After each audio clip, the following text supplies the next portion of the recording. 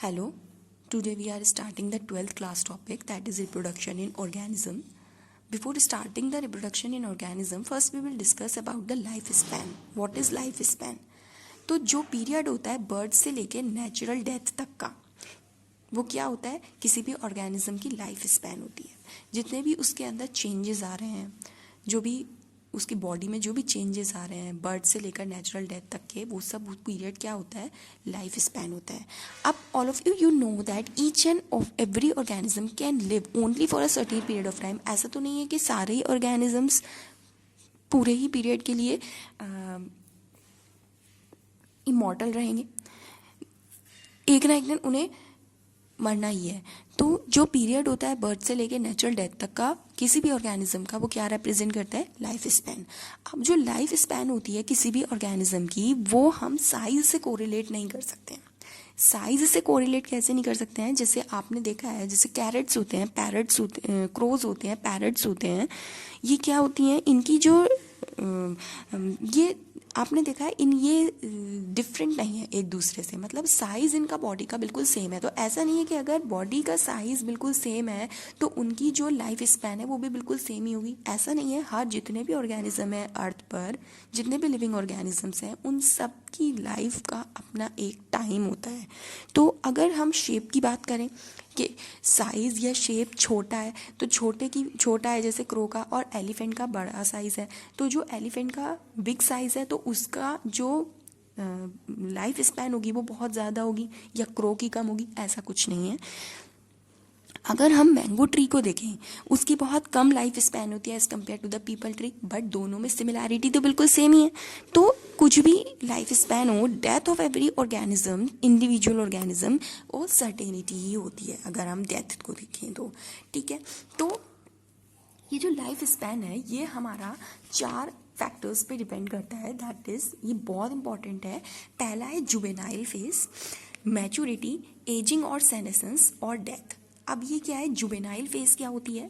ये जो भी होता है, जो भी पीरियड होता है किसी भी ऑर्गेनिज्म का, वो इन 4 स्टेजेस से गुजरता है कोई भी ऑर्गेनिज्म.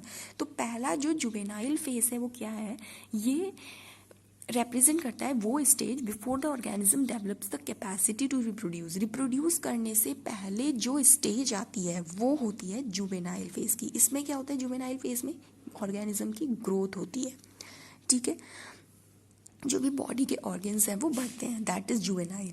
देन मैच्योरिटी की फेज आती है. इस एज में क्या होता है? जो पर्सन होता है उसमें रिप्रोडक्शन स्टार्ट होता है, मतलब अलग अलग चेंजेस प्रोड्यूस होते हैं उसकी बॉडी में. देन एजिंग और सेनेसेंस. एजिंग और सेनेसेंस में क्या होता है? जो complete organisation of function of the body part, जो भी फंक्शन कर रहे होते हैं उनकी बॉडी, जो भी ऑर्गेनिज्म की बॉडी फंक्शन परफॉर्म कर रही होती है, उसका कंप्लीट लॉस होने लगता है. Then after then death. Death में क्या होता है? There is permanent cessation of all the vital activities. जितनी भी वाइटल एक्टिविटीज है उसका पूरी तरह से रुक जाना. तो ये 4 स्टेजेस हैं जो कि कोई भी लाइफ स्पैन जो है वो डिपेंड रहती है. अब बहुत सारे ऐसे ऑर्गेनिज्म हैं जिनकी अलग अलग लाइफ स्पैन है. देखिए आप, जैसे कि एलिफेंट है, उसकी लाइफ स्पैन होती है 40 से 65 ईयर्स. रोज की होती है 35 ईयर्स.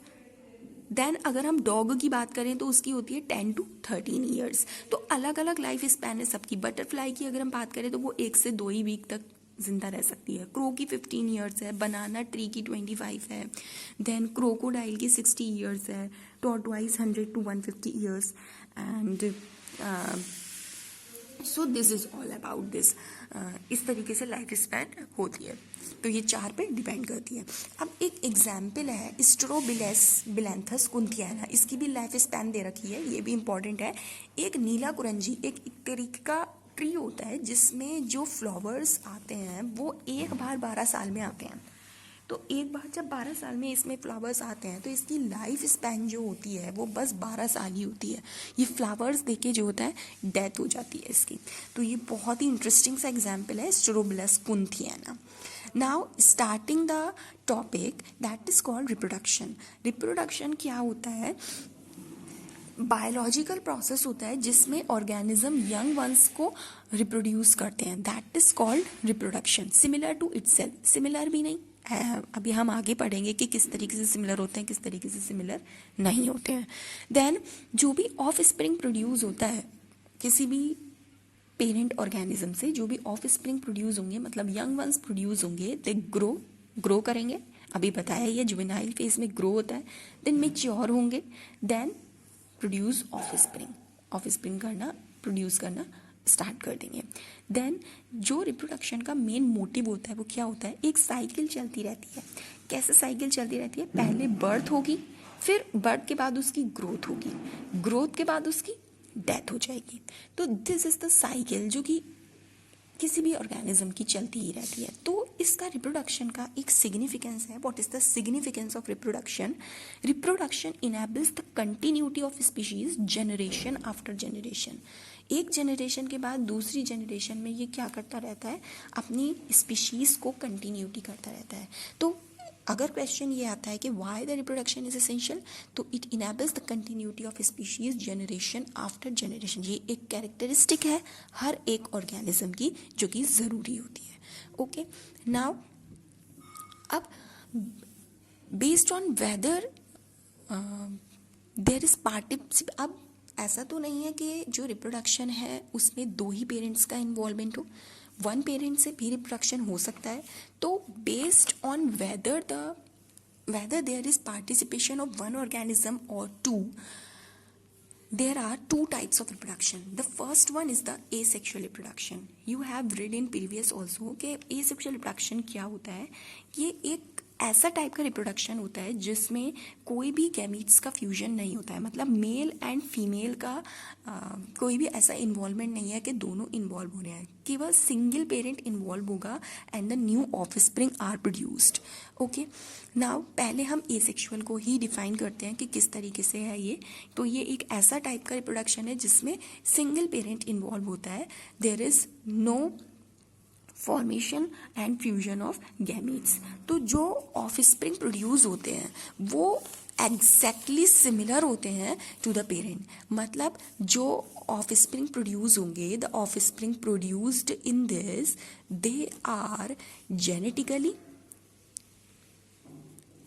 एंड मॉर्फोलॉजिकली सिमिलर होते हैं in case of asexual reproduction. Genetically का मतलब उनकी जीन्स बिल्कुल सिमिलर होंगी as it is of the parents, जैसे पेरेंट्स में है बिल्कुल एज इट इज। मॉर्फोलॉजिकली का मतलब फिजिकली अपीयरेंस, जो उनका फिजिकल अपीयरेंस होता है, बाहर की बॉडी होता है, बिल्कुल shape and size as it is किसकी तरह से जाता है, पेरेंट की तरह से, तो बिल्कुल सिमिलर होते हैं। तो यही कैरेक्टरिस्टिक है एसेक्सुअल रिप्रोडक्शन की। अब ऐसे ऑफस्प्रिंग जिनके जो जेनेटिकली और मॉर्फोलॉजिकली सिमिलर होते हैं उनके लिए एक वर्ड आया है दैट इज कॉल्ड क्लोन्स। तो क्लोन को हम कैसे डिस्क्राइब कर सकते हैं? Clones are morphologically and genetically similar individuals and they are produced by the asexual reproduction. सिर्फ एसेक्सुअल रिप्रोडक्शन से ही पॉसिबल है क्योंकि यहाँ पे जो ऑफ स्प्रिंग प्रोड्यूस होते हैं वो कैसे होते हैं, as it is same produce होते हैं, बिल्कुल एग्जैक्टली सिमिलर, जेनेटिकली भी और मॉर्फोलॉजिकली भी। देन नाउ एसेक्सुअल रिप्रोडक्शन अब आपका काफ़ी तरीके का होता है। The first one is the binary fission and the budding in yeast and special structure such as zoospores is produced. Now एक एक करके हम डिस्कस करते हैं what is binary fission. अब बाइनरी, बाई के नाम से ही पता चल रहा है, बाई का मतलब होता है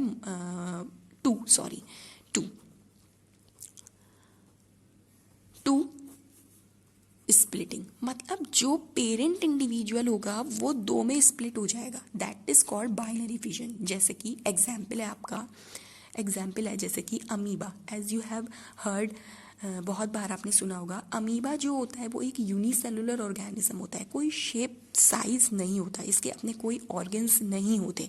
तो जो भी रिप्रोडक्शन होना होता है वो सिर्फ इसी पेरेंट इंडिविजुअल से प्रोड्यूस्ड होगा। ओके, और भी बहुत सारे एग्जाम्पल है जैसे कि पैरामीशियम, यूग्लिना, ये जो डिवीजन करता है वो किससे करता है, बाइनरी फिशन से करता है। अब लेट अस डिस्कस दिस कैसे होता है। देखिए, ये है हमारा अमीबा, इसकी कोई शेप नहीं है, साइज नहीं है, न्यूक्लियस होता है इनकी बॉडी में, सेल वॉल होती है, वैक्यूल वैक्यूल प्रेजेंट होता है। नाउ क्या होता है, आगे डिवीजन कैसे करता है, इसका साइटोप्लाज्म में डिवाइड होता है, देन न्यूक्लियस डिवाइड होता है, न्यूक्लियस दो में डिवाइड होगा। जब दो में न्यूक्लियस डिवाइड होगा तो क्या होगा, धीरे धीरे ये जो पेरेंट है ये दो में डिवाइड होने लगेगा, एंड देन दो में डिवाइड होने लगेगा, साइटोप्लाज्म डिवाइड होगा, देन एक ऐसी स्टेज आएगी कि finally it forms two daughter cells. और ये जो टू डॉटर सेल्स बनी है, these are exactly similar to the parent cell, बिल्कुल पेरेंट सेल से बिल्कुल सिमिलर है। तो that's why these are called clones. इनको हम क्या कहेंगे, क्लोन्स कहेंगे, बिल्कुल बिल्कुल किसकी तरह है, पेरेंट सेल की तरह है। तो this is the binary fission in amoeba. Paramecium में भी ऐसा ही होता है और यूग्लिना में भी ऐसा ही होता है। Okay, then now binary fission की बात ही हो गई। अब आपने सुना होगा फिजन का ही एक और आता है मल्टीपल फिजन। मल्टीपल फिजन में क्या होता है, वो एक ऐसा टाइप का रिप्रोडक्शन होता है जिसमें पेरेंटल बॉडी डिवाइड होती है काफ़ी सारी डॉटर सेल्स में।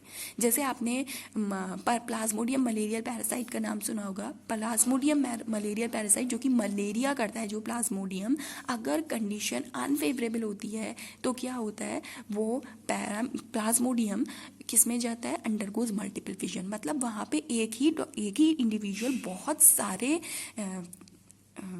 डॉटर सेल्स प्रोड्यूस करेगा। नाम से पता चल रहा है, बाई का मतलब टू। यहाँ पे जो भी पेरेंटल ऑर्गेनिज्म डिवाइड होगा वो दो में डिवाइड होगा, और जो मल्टीपल फिजन है उसमें क्या होगा, एक कोई भी ऑर्गेनिज्म जो है वो बहुत सारे डॉटर सेल्स में डिवाइड होगा। देन उसके बाद second sexual reproduction is the budding in yeast. Budding in yeast क्या होता है, अब देखिए, पेरेंटल सेल होती है, this is the parental cell, this is bud in yeast. ये क्या होता है, इसकी बॉडी में बड ग्रो होने लगती है। ये बड जब ग्रो होने लगेगी तो एक ऐसी स्टेज आएगी, ये बड यहाँ से डिटैच हो जाएगी, इसकी बॉडी से हट जाएगी और एक न्यू इंडिविजुअल प्रोड्यूस करेगी। तो this is the budding in yeast. इस तरीके से बड प्रोड्यूस होने लगती है उन्हीं की बॉडी पे। फिर एक ऐसी स्टेज आती है जहाँ पे वो डिटैच हो जाती है बॉडी से। This is also the asexual reproduction. Then उसके बाद स्पेशल स्ट्रक्चर्स प्रोड्यूस हो जाते हैं, दैट इज कॉल्ड ज़ूस्पोर्स। ये ज़ूस्पोर्स क्या होते हैं, जैसे कि आपके कुछ प्लांट्स होते हैं, जैसे कि आप ले लीजिए प्लांट्स की अगर हम बात करते हैं, जैसे कि एल्गी होती हैं कुछ और फंजाई होती हैं। वहाँ पे क्या होता है, एल्गी और फंजाई में ज़ूस्पोर्स प्रोड्यूस होने लगते हैं। ज़ूस्पोर्स क्या होते हैं, ये एक ऐसे स्पोर्स होते हैं फ्लैजिलेटेड मतलब इनके पास फ्लैजिला भी होता है, मोटाइल होते हैं। फ्लैजिला है तो मोटाइल भी होंगे, एक जगह से दूसरी जगह भी जाएंगे। माइक्रोस्कोपिक स्ट्रक्चर होते हैं, प्रोड्यूस्ड इन ज़ूस्पोरेंजिया। देखिए स्पोर्स की बात हो रही है, तो जो स्पोर्स होते हैं वो जो कोई भी स्पोर्स होगा, बहुत सारे तरीके के स्पोर्स होते हैं। ओनिडियो स्पोर्स होते हैं, कोनिडियो स्पोर्स होते हैं। तो कोनिडियो स्पोर्स या जू स्पोर्स, ये तो एक तरीके के स्पोर्स हैं। जिस स्ट्रक्चर के ऊपर प्रेजेंट होंगे वहाँ पे क्या आ जाएगा, जिया आ जाएगा, जिया लग जाता है, जू स्पोरेंजिया। तो जू स्पोर्स जो जिसमें प्रोड्यूस होंगे जिस स्ट्रक्चर में, वो क्या होगा, जू स्पोरेंजिया। ठीक है, और भी बहुत सारे स्ट्रक्चर्स बनते हैं, दैट इज कॉल्ड। अब ये जो होते हैं, ये जू स्पोर्स, ये कैसे होते हैं, ये मोटाइल होते हैं। ठीक है, कैसे होते हैं, ये मोटाइल होते हैं और फ्लैजिलेटेड होते हैं। माइक्रोस्कोपिक स्ट्रक्चर है जो कि किस में बनेंगे, जू स्पोरेंजिया में। अब और भी अदर एसेक्सुअल रिप्रोडक्टिव स्ट्रक्चर्स बनते हैं, जैसे कि देखिए आप डायग्राम में, the second one is the conidia. ये देखिए कोनिडिया, मैंने अभी बताया है कि स्पोर्स बन जाते हैं, तो वहाँ पे क्या हो रहा था, जू स्पोर्स बन रहे थे किसी कुछ फंजाई में, एल्गी में। कुछ प्लांट्स में क्या होता है, कोनिडिया प्रोड्यूस हो जाते हैं। एक तरीके का पेनिसिलियम होता है, पेनिसिलियम नोटेटम एक तरीके की फंजाई है। क्या है, फंजाई है। तो ये जो पेनिसिलियम है, फंजाई है, इसमें स्ट्रक्चर्स प्रेजेंट हो जाते हैं, that is called conidia. Conidia are the structures present on the conidiophores, conidiosporangia. Conidiosporangia के ऊपर जो प्रोड्यूस होगा वो क्या होगा, कोनिडिया। और ये किस में होता है, पेनिसिलियम में होता है। बर्ड्स प्रोड्यूस हो जाती हैं, अभी बताया ये बर्ड्स, वो किस में होता है, हाइड्रा में भी बर्ड्स प्रोड्यूस होती हैं, और यीस्ट में भी। यीस्ट तो अपने आप ही करता है, इसमें बर्ड प्रोड्यूस हो जाती है हाइड्रा एक तरीके का एनिमल होता है। ठीक है, दीज आर द टेंटिकल्स। और कुछ गैम्यूल्स, ये एक तरीके का स्पॉन्ज है, ये सिलेंट्रेटा है। अगर आपने 9th में पढ़ा होगा, डाइवर्सिटी ऑफ ऑर्गेनिज्म। तो ये एक तरीके का गैम्यूल है, इसके अंदर स्पॉन्जेस प्रोड्यूस हो जाते हैं, ठीक है। तो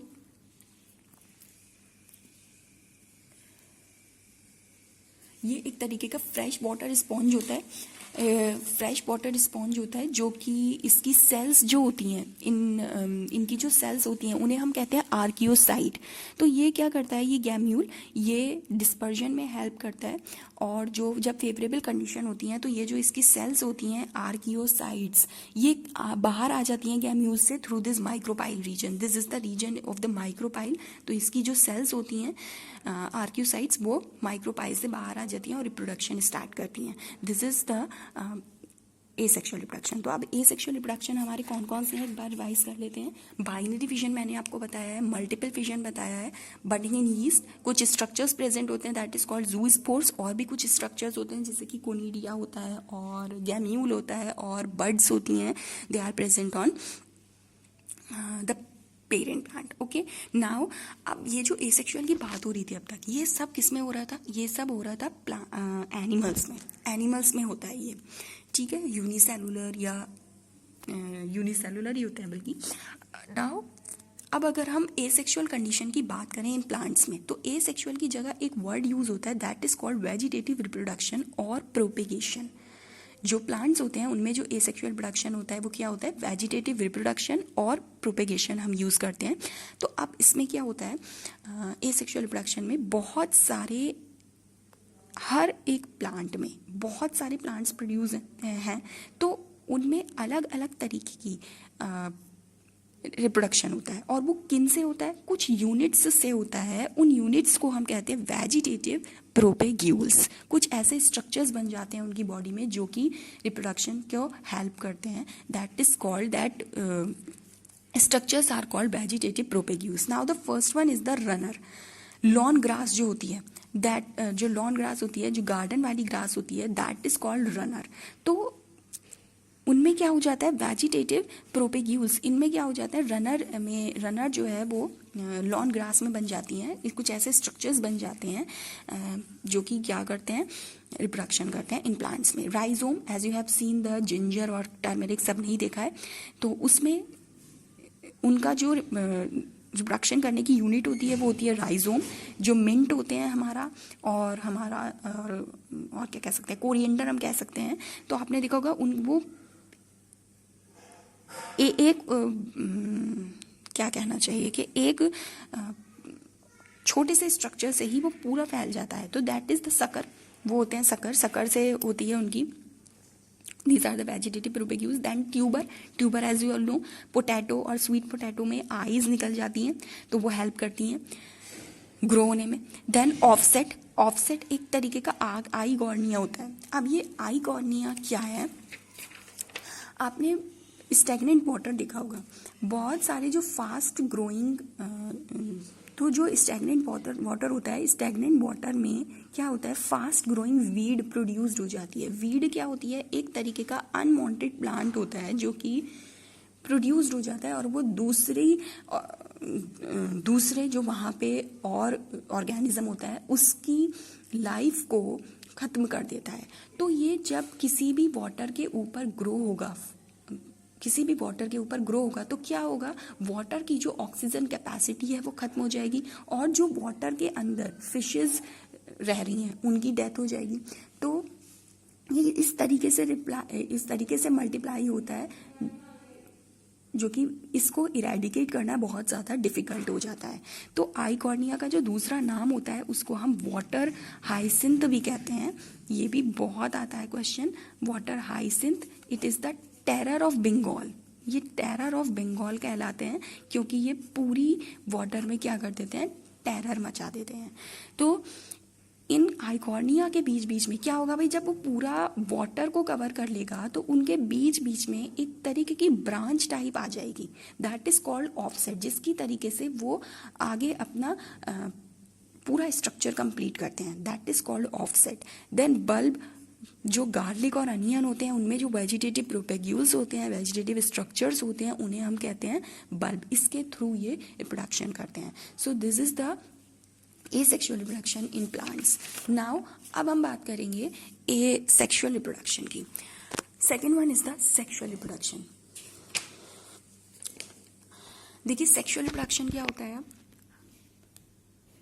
it is the type of reproduction in which two parents are involve. ये एक ऐसा रिप्रोडक्शन होता है जिसमें दो पेरेंट्स इन्वॉल्व होते हैं, that are male and female. तो जो मेल और फीमेल होते हैं दोनों के पास ही क्रोमोसोम नंबर कितने होंगे, 46 एंड 46. तो जब 46 क्रोमोसोम नंबर होते हैं इसका मतलब होता है कि जो बॉडी होती है वो कैसी होती है, डिप्लॉइड. मतलब फुल नंबर ऑफ क्रोमोसोम है तो बॉडी कैसी है, डिप्लॉइड. और जो फीमेल होता है that is also 46 chromosome, its body is also diploid. तो यहाँ पे क्या होगा, ये डिवाइड होगा. डिप्लॉइड बॉडी डिवाइड हो रही है मतलब रिडक्शन डिवीजन में जा रही है. जो क्रोमोसोम नंबर है वो हाफ हो रहे हैं.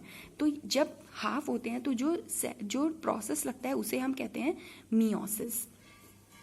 क्योंकि यहाँ पर क्या हो रहा है, गैमीट्स बन रहे हैं. तो जब गैमीट्स किसी भी बॉडी से बनते हैं तो किस डिवीजन से बनते हैं, मियोसिस डिवीजन. तो मेल में जो गैमीट्स बनेंगे वो होंगे sperm, that is 23 chromosome, half the number of chromosome आएगा. देन फीमेल में भी 23 बनेगा, दैट इज ओवा. तो ये दोनों जब डिवीजन करते हैं और जिस डिवीजन से ये बनेंगे वो क्या होगा, वो होगा डिप्लॉइड. गैमीट से क्या बन रहा है, पूरी बॉडी बन रही है, दैट इज जाइगोट. तो दिस इज द डिप्लॉइड. तो सेक्सुअल रिप्रोडक्शन में क्या होता है, ये एक ऐसा टाइप का रिप्रोडक्शन होता है जिसमें फ्यूजन होता है सेक्स सेल्स का with male and female and it form the zygote. तो अब इवेंट्स आते हैं सेक्सुअल रिप्रोडक्शन में. There are events in sexual reproduction. 3 events आएंगे. 3 events there are pre fertilization events, post fertilization आता है, फिर fertilization event and then post fertilization event. तो इवेंट्स जो आएंगे सेक्सुअल रिप्रोडक्शन में वो pre fertilization event, fertilization event and post fertilization. First we will discuss about the pre fertilization event. Pre fertilization events की अगर हम बात करें तो इसमें 2 प्रोसेस वी विल रीड. एक तो हम पढ़ेंगे गैमीटोजेनेसिस और दूसरा हम पढ़ेंगे गैमीट ट्रांसफर. गैमीटोजेनेसिस का मतलब होता है, गैमीटो का मतलब होता है गैमीट और जेनेसिस का मतलब होता है फॉर्मेशन. गैमीट्स का फॉर्मेशन कहलाता है gametogenesis. Formation of gametes is called gametogenesis. तो किसी की भी बॉडी में भी गैमीट्स बन रहे हैं वो कैसे होते हैं, हैप्लॉइड होते हैं. मतलब half the body of chromosomes होते हैं. जितने भी किसी की बॉडी में क्रोमोसोम्स होंगे उसकी half the body of chromosomes क्या होंगे, हैप्लॉइड होंगे. That is gametogenesis. तो अब ये जो गैमीटोजेनेसिस होती हैं, ये जो गैमीट्स होते हैं वो हैप्लॉइड सेल्स होते हैं. तो अलग अलग ऑर्गेनिजम्स में अलग अलग तरीके के गैमीट्स बनते हैं. कुछ एल्गी होती हैं, वहाँ पे जो गैमीट्स होते हैं वो बिल्कुल सिमिलर होते हैं, तो इसलिए उनके गैमीट्स को हम कहते हैं होमोगैमीट्स. और किसी किसी में क्या होता है, हेट्रोगैमीट्स बनते हैं. तो अब ये दोनों होते क्या हैं, होमोगैमीट्स और हेट्रोगैमीट्स. होमो का मतलब होता है सेम और गैमीट्स का मतलब होता है gamete. These are haploid. Hetero का मतलब होता है डिफरेंट और गैमीट का मतलब गैमीट्स या गुनैड्स. तो ऐसे ऑर्गेनिज्म जिनमें जो गैमीट्स होते हैं वो बिल्कुल सेम होते हैं वो होते हैं होमोगैमीट्स. किस में होते हैं, सेम.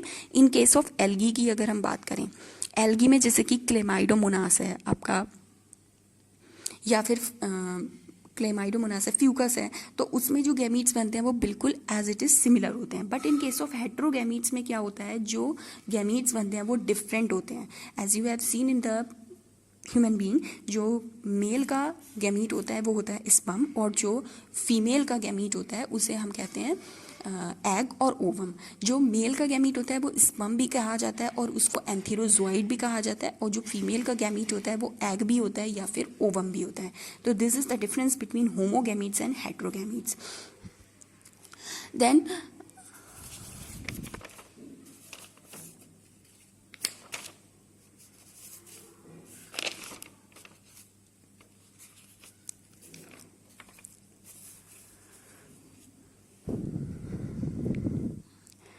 तो गैमीटोजेनेसिस में ही कुछ और भी ऐसी टर्म्स हैं जो कि एनिमल्स और प्लांट्स के लिए हम यूज़ करते हैं.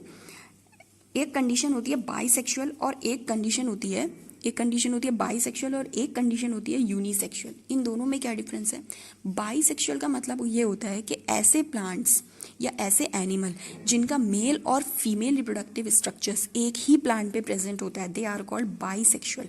और यूनिसेक्सुअल ऐसे प्लांट या ऐसे एनिमल जिनका मेल और फीमेल रिप्रोडक्टिव स्ट्रक्चर अलग अलग पे प्रेजेंट होता है, that is called unisexual. Unisexual वो कंडीशन क्या कहलाती है? यूनिसेक्सुअल कहलाती है।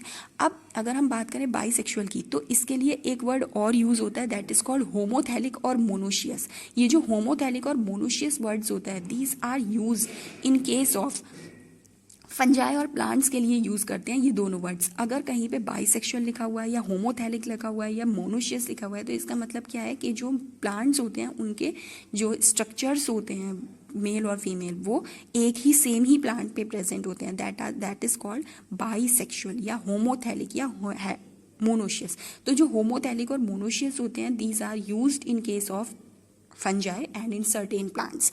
और एक और वर्ड होता है दैट इज कॉल्ड हर्माफ्रोडाइट। ये भी यही होता है कि एक ही पेरेंट पे दोनों ही होंगे, दोनों ही सेक्स ऑर्गन्स प्रेजेंट होंगे, रिप्रोडक्टिव स्ट्रक्चर्स प्रेजेंट होंगे, that is called male and female. तो बाइसेक्सुअल और हर्माफ्रोडाइट जो है ये हम एनिमल्स के लिए यूज करते हैं, और जो होमोथैलिक और मोनोशियस होते हैं ये हम प्लांट्स के लिए या फिर कुछ फंजाई के लिए यूज करते हैं। तो इनके जो एग्जाम्पल्स हैं, अगर हम एनिमल्स की बात करें तो जो एनिमल्स होते हैं वो कॉकरोचेस होते हैं, कुछ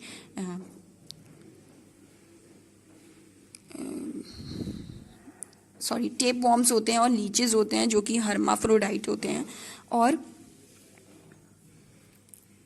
अगर हम प्लांट्स की बात करें तो जो बाइसेक्सुअल होते हैं वो कौन होते हैं?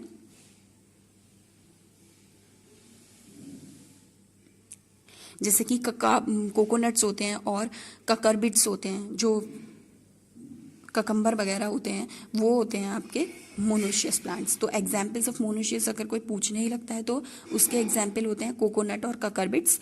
और अगर एनिमल की बात करें तो ये होते हैं लीचेस आपके और टेपवॉर्म।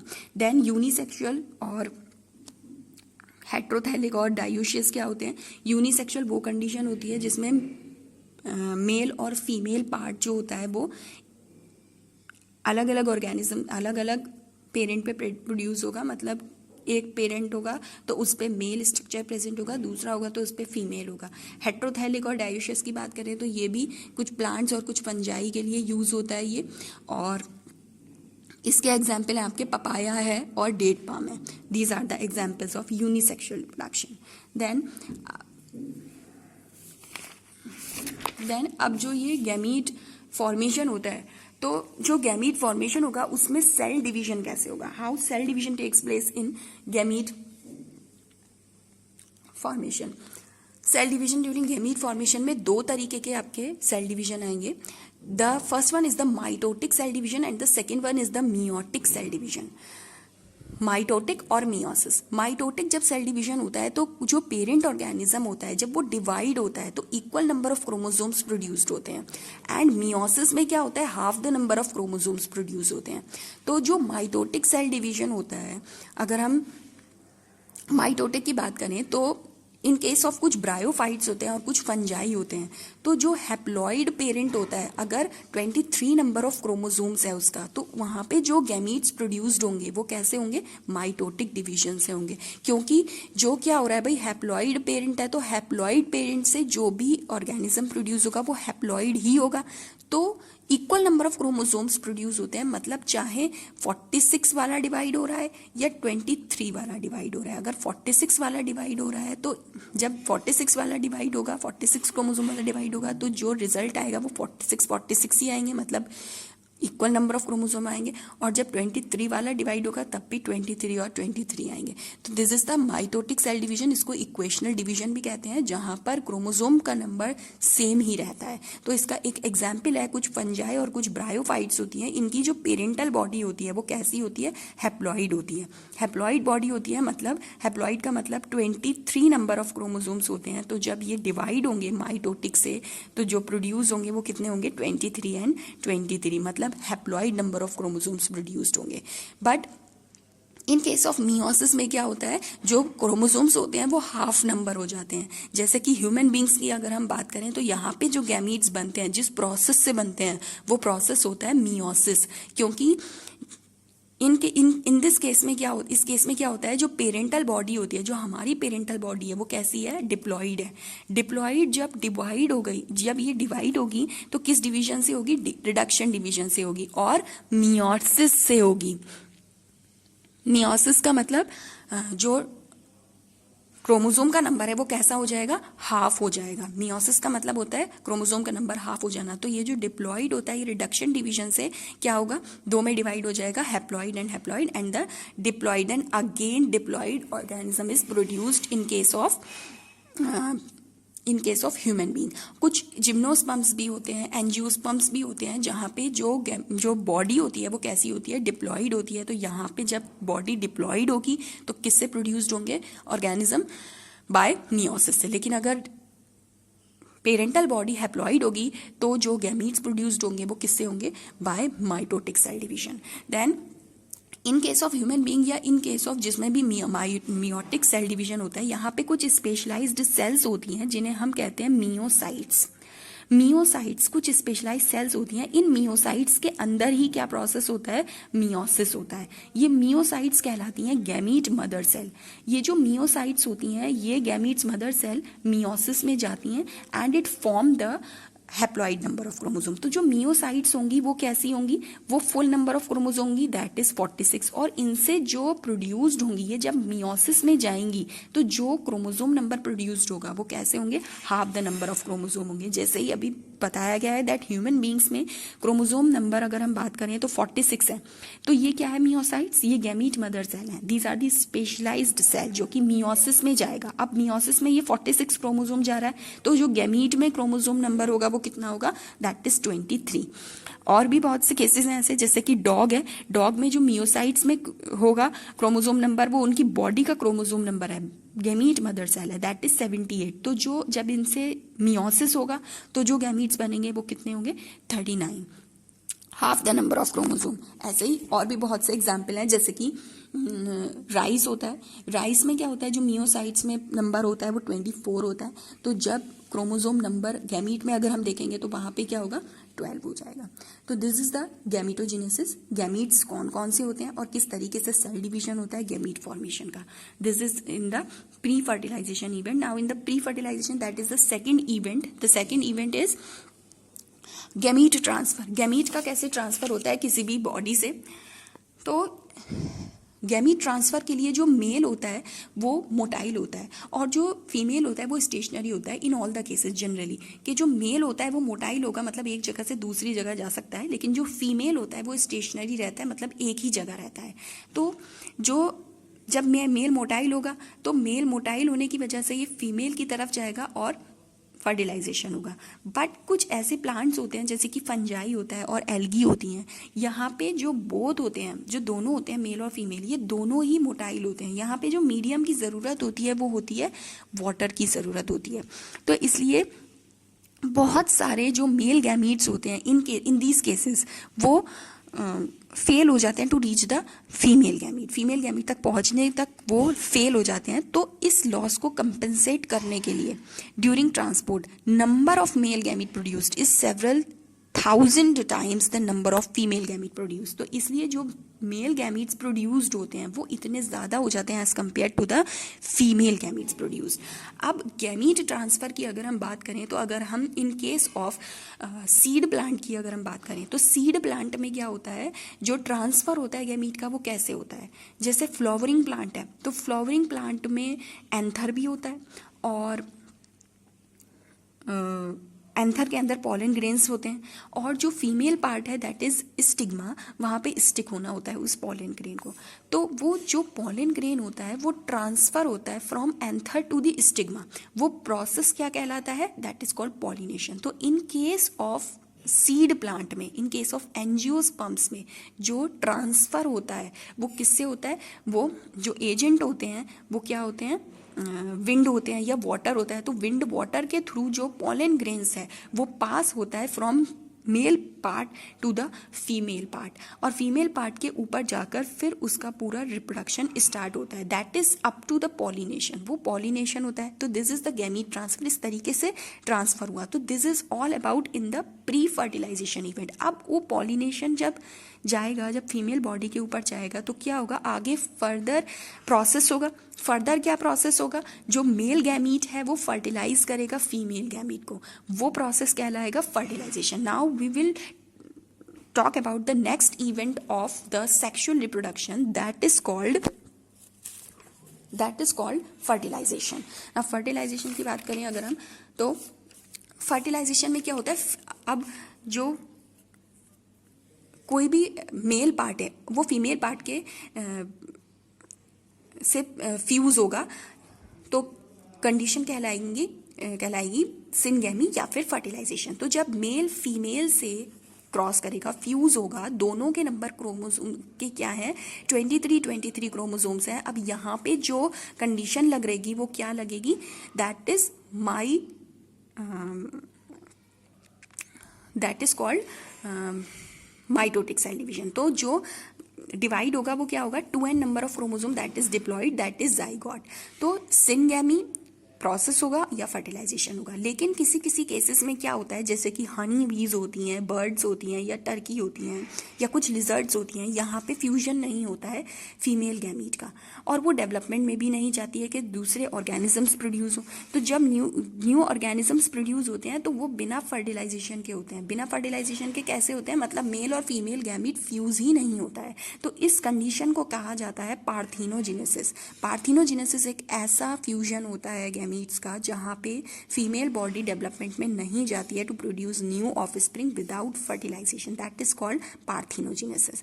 तो अगर सिनगैमी होती है, इफ द सिनगैमी अकर्स या फर्टिलाइजेशन अकर्स, तो दो तरीके की सिनगैमी होती है, the external fertilization and internal fertilization. External fertilization वो फर्टिलाइजेशन होता है जहाँ पे जो ऑर्गेनिजम्स एक्सटर्नल फर्टिलाइजेशन करते हैं, मतलब बाहर फर्टिलाइजेशन होता है, आउटसाइड द बॉडी हो रहा है, that is called external fertilization. और ऐसा फर्टिलाइजेशन जो कि बॉडी के इनसाइड हो रहा है, that is called internal fertilization. तो जो एक्सटर्नल फर्टिलाइजेशन के एग्जांपल्स हैं वो हैं आपके फ्रॉग्स या बोनी फिशेस, और जो इनसाइड द बॉडी हैं वो होंगे आपके ह्यूमन बींग्स। तो अब जो एक्सटर्नल फर्टिलाइजेशन से जो भी ऑर्गेनिजम्स प्रोड्यूस्ड हो रहे हैं वो उनमें क्या हो रहा है, जो ऑर्गेनिजम्स हैं वो बहुत सारे जो अपने गैमीट्स हैं वो सराउंडिंग वाटर में रिलीज कर रहे हैं। तो यहाँ पे जो डिसएडवांटेज होती है वो क्या होती है, they are vulnerable to predators threatening their survival up to adulthood. Adulthood होने तक, एडल्ट होने तक क्या रहती है, बिल्कुल थ्रेट रहते हैं वो प्रेडेटर्स से। तो ये बहुत बड़ी एक डिसएडवांटेज है एक्सटर्नल फर्टिलाइजेशन की। लेकिन जो इंटरनल फर्टिलाइजेशन में ऑर्गेनिजम्स होते हैं वो बिल्कुल सेफ होते हैं inside the body of female organisms. तो दिस इज द सिनगैमी और fertilization. This is all about the fertilization. Then the next topic is post fertilization event. Post fertilization में क्या होगा, अब फर्टिलाइजेशन हो गया, दोनों का फ्यूजन हो गया, मेल और फीमेल का जाइगोट बन गया। Now in case of post fertilization जो इवेंट होंगे वो क्या होंगे, जाइगोट बनेगा। ये किस में आएगा, पोस्ट फर्टिलाइजेशन इवेंट में, फर्टिलाइजेशन के बाद। फर्टिलाइजेशन में क्या हो रहा है, वहां पे फ्यूजन हो रहा है मेल और फीमेल का। देन पोस्ट में क्या हो रहा है, जाइगोट बन रहा है। जाइगोट के बाद क्या होगा, एम्ब्रियोजेनेसिस होगी, मतलब एम्ब्रियो का फॉर्मेशन होगा। अब जाइगोट क्या होता है, अभी बताया कि जो मेल और फीमेल होंगे, जो मेल का नंबर ऑफ क्रोमोसोम है वो है हाफ, और फीमेल का कैसा है, वो भी हाफ ही है। दोनों जब कंबाइन होंगे that is form the zygote, that is diploid organism, diploid body बनेगी।